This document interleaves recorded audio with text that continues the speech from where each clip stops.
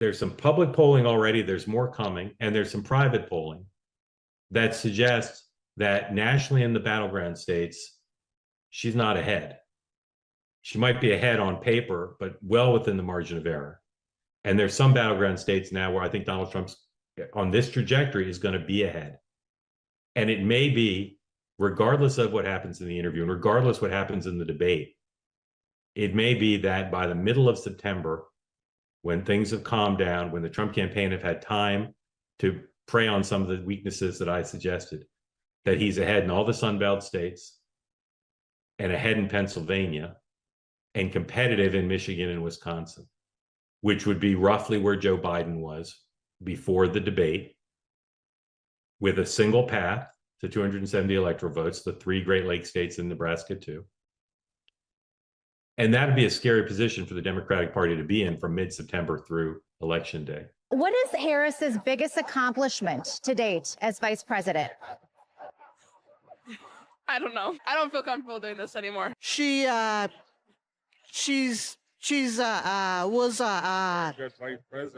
a very good vice president. That's an interesting question. Getting to vice president. I have to do more research on her, honestly. I'm just glad to see a woman of color in charge for once. That's it. I haven't followed her political career that closely. That's a good one. I don't know. I don't want to do that. When I talk about Kamala Harris, what comes to mind? Do you think organic, charismatic, intelligent? Like what? This is a question for people in the comment section. What comes to mind when you think of the name Kamala Harris? Right? Like blank stares, word salad, flip-flopper, inconsistent, vague, untrustworthy. Those are some of my thoughts. I would like to hear yours in the comment section. But today I want to talk about, is the hype around Kamala Harris manufactured or is it organic? Because, we got people in the mainstream media, today I've been on a tirade today, black politics. I don't know. Maybe some black liberal in the comment section triggered me today and I was just like, yo, let me talk about black politics again. But I won't talk about black politics. I'm going back to my roots, America, right? GOP's registering more new voters than Dems in crucial swing states. Now, why am I bringing this attention now is because Republicans did a similar thing in 2022 with Florida when Ron DeSantis was running for re-election as governor. And one of the things that I did, I'm no histrionic, but I called it. I say, Florida's not a blue state. This is a lean red state. And DeSantis is going to win by I think I said 15 percentage points, and he won by 19 in reality. And the same trends happened in Florida when Florida was still considered a swing state. It's happening now in these crucial battleground states. Pennsylvania is being the most convenient one. And you saw from the intro how this journalist is doing old school journalism. Allegedly, he's not relying on data. He's not relying on press reportings. He's actually going on the ground and trying to create internal polls to dictate, Pennsylvania is actually Trump's territory. Actually, he's leaning more towards Trump. And here's some of the clues that are being used to make those assumptions. But you still got people in the media like Bakari Sellers, who I just went on a tirade on my last video about black politics. He's going to try to make this argument about it being organic. And our guy, our dude, Scott Jennings, he came with that fire. So let's check out this clip and then I'll give you more on the next one. Let's take a look. We're going to like Dana Bash, which means she's going to do Because a she's a pitch-perfect interview. And I think that is what we need, and that's what people want. The American public, and that goes back to my entire point. The American public does not want to hear us saying that, oh my God, she should do an interview on day 10 or day 12, and it should be with this person or that person. Yeah. It's organic. The entire Kamala Harris campaign has been organic. And so now we're... What?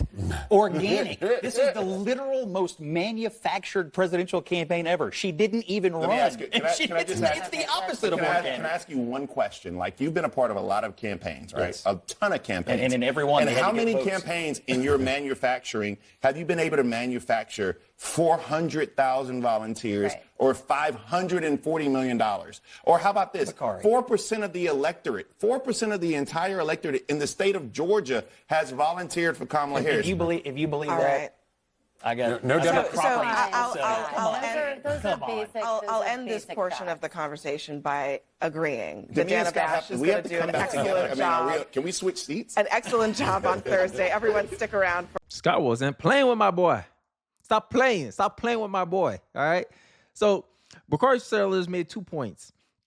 Manufacturing 400,000 volunteers. I mean, if you got money to throw around, people volunteer for anything. And that's not really a strong point because Democrats have been the volunteering kind of party for a long time. But the $540 million, I can definitely show you how that's not organic. Here are the biggest organizations in the United States. The huge blue bubbles are Democratic Party donors.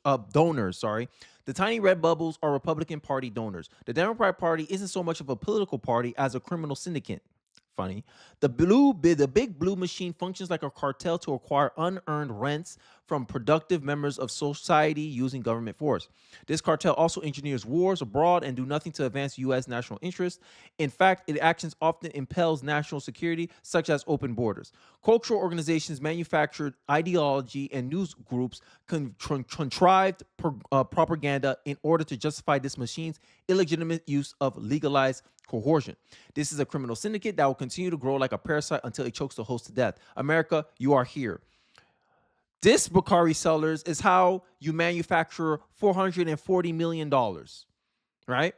And with the support, right? And this is something I want to highlight. I want to highlight something because, Bakari Sellers, he made some compelling arguments that I must, attack. Kamala outspends Donald Trump by $47 million in a digital ad in the first month as nominee. So the first month, the first 30 days of her being the presumptual nominee, she spent $47 million more than Donald Trump. And where the polls are at again? You spend $47 million just to be nationally somewhat competitive with Donald Trump, to be within the margin of error with Donald Trump.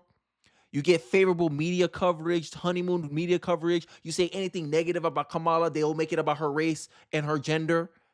And somehow try to imply that you're being bigoted or sexist for making any kind of questions or critique about her. But what is reality telling you? The GOP is registering more new voters than the Democrats in crucial swing states. But it's organic. Right. The Trump movement was more organic than what Kamala Harris is doing here. You're outspending your opponent just to be competitive? Huh? That gives me more credence to the journalist in the intro when he's saying, hey, Kamala might be in the same place that Joe Biden was before the debate. And then you want to go on bias CNN, right? And that's why I'm laughing about the organic narrative that Bakari is trying to sell us, right? Like this is from all sides. I recommend all sides if you're a moderate, just someone who wants a bigger overall picture. If you hate tribal politics, you don't like the fact that I like to use right-wing sources. All sides is usually my go-to to get the other side's perspective to make my coherent arguments. And look, they designate CNN as a lean left organization. So take that as you will. But to me, the Trump campaign, this narrative they're trying to push, because when I'm looking at the black community, when I'm looking inside black politics and all this stuff, I'm seeing there's a divide between support for Kamala Harris and Donald Trump. I'm honestly seeing that. Black people are like, yo, we were doing better under Donald Trump objectively. Then you got the black Democrats trying to say, call you names, coon. She don't got to answer another motherfucking question. Yeah, you got Piles. I already said his name wrong. You got Plies out here condemning black men because they questioning a black woman. Oh, wait, what? There's black women questioning Kamala Harris? My name is Jasmine Woodson. Hi, my name is Silla. I'm Karen Watson. I'm Yolanda Johnson from Georgia. This is BB Diamond from New York City. I'm Dana Galen, and I'm from Tampa, Florida. I live in Hagerstown, Maryland. Out here in Maricopa County. Kalamazoo County, Michigan. I am a proud African immigrant living in Florida. I'm from the great state of New Jersey. I'm Angelina from Philly, and this November, I am not voting for Kamala Harris. I am not voting for Kamala Harris. I'm not voting for Kamala Harris. I am not with Kamala Harris. I am not with her. I'm not with her. I am not with Kamala Harris. I'm not with Kamala. I am not for Kamala. I am for Donald Trump. I am not with Kamala. I am not with her because she is not with me. I support President Trump and the economic policies our country experienced under his leadership as our 45th president. President Trump will support our law enforcement agencies and fund them appropriately. Donald Trump made me proud to be an American. I'm with Donald J. Trump. We need a leader who can make America great again. Yeah, I don't know what this is what I'm saying. Is this all hype? YouTube, Rumble, internet. I'm asking you, is this all hype? A famous pollster called Nate Silver is essentially saying Harris has around a 90% chance of winning the election right now. Damn, this feels familiar. I feel like this happened before with was it with no, not that Clinton. Hillary Clinton. It feels like Hillary Clinton all over again. It feels like 2016 all over again.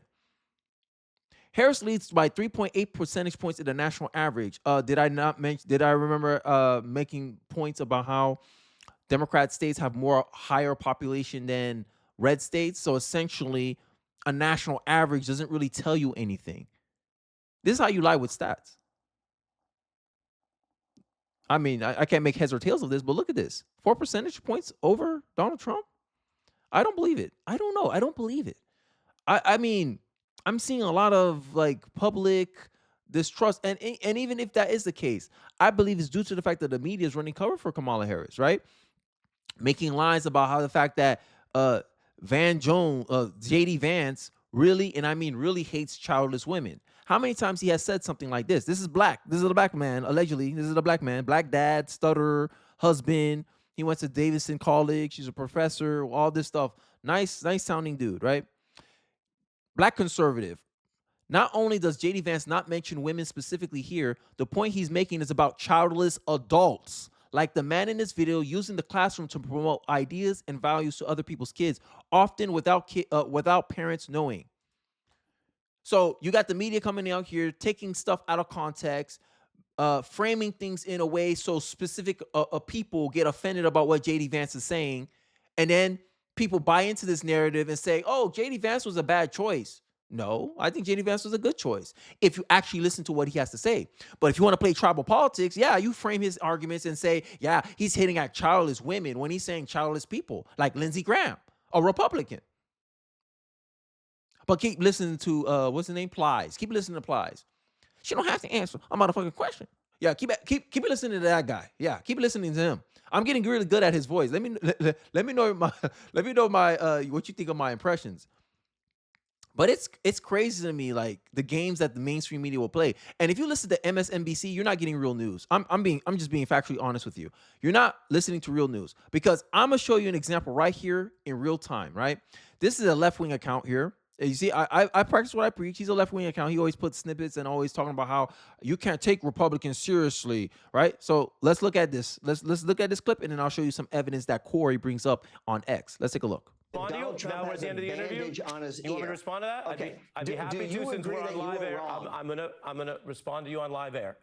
I quoted a New York Times article that said, at the convention, Donald Trump was his own biggest prop. It was a New York Times quote about how he had become such an important figure in rebounding from what was a horrific assassination attempt. Fox News, which Corey, I said I'd address it. I'm going to finish. Fox News. Many viewers may not know about this, but apparently you do, and some do. Fox News, which has been caught in defamation, ran a false piece, falsely stating that I said something else that I didn't say. So I stand on that. No. Now, what are you guys are doing to JD Vance right now? Literally, the same thing you accuse this Republican of doing to you. Mainstream media, MSNBC host, I don't know your name, I don't care. Ari, I don't know. You're doing the exact same thing about to JD Vance. JD Vance made no specific comment about childless women. He said childless people, childless adults. And then you infer women. It's the same argument as if you say, hey, I want to be tough on crime, and then a liberal answer back, well, that you're trying to lock up black people. Who's the racist there? The conservative who said, hey, I want to be tough on crime, or the liberal who interpret the comment as me implying it for black people? Make it make sense. But God forbid, Republicans do the same thing. Now you want to cry. You want to cry foul. Now you want clarification. Now you want benefit of the doubt. Say this bandage was a prop, a spectacle from a candidate who was obsessed with spectacles. Mr. Lewandowski, I did not say that. That is a false quote. Right here. And it's clear. What you have is a false quote. What you have is a false quote. And I'm putting you on notice. If you continue to repeat falsely that I said that, you will be potentially in a defamation situation because I didn't say that. But I understand that you're working off the internet, lied. which is a lot of false information. He lied. He could say, hey, I didn't mean that. You can say, maybe it was taken out of context. You can say that. But the lie, he said a lie that he did not say that. Now, I'm going to play you another clip. This is the Corey guy, because the Corey guy now is getting bashed for lying, all this stuff.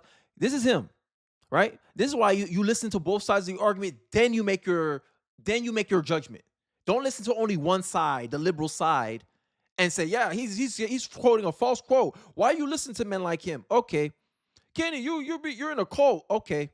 Fox News, which has been caught in defamation, ran a false piece, falsely stating that I said something else that I. And notice how he frames it. Oh, Fox News was caught in lie, right?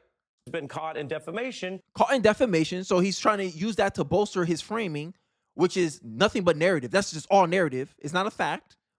Watch. This is the kind of stuff you got to be able to do. This is the kind of stuff you have to be able to do, America. You can no longer rely on the mainstream media to give you the information in an honest framing.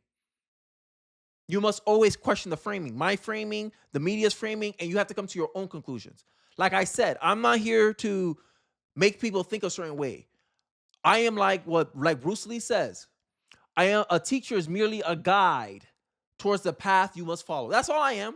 I'm saying, look at this, look at that. It don't make sense to me. How about you? That's it. That's all I'm trying to do. I want you to come to your own conclusions. I'm just going to inform you how I came to my conclusions, and hopefully it's helpful for you to provide your own conclusions. That's it.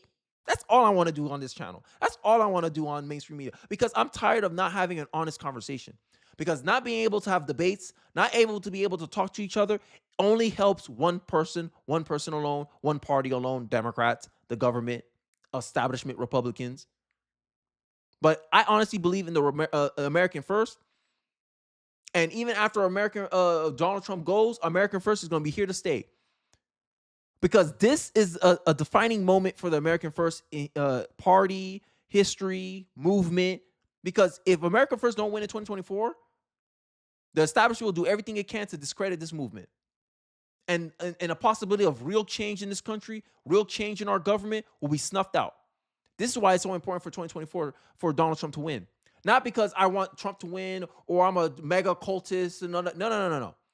It's to give further legitimacy to the fervor that Americans want to put their interests, their wants first, and make sure that our government holds us as a priority first.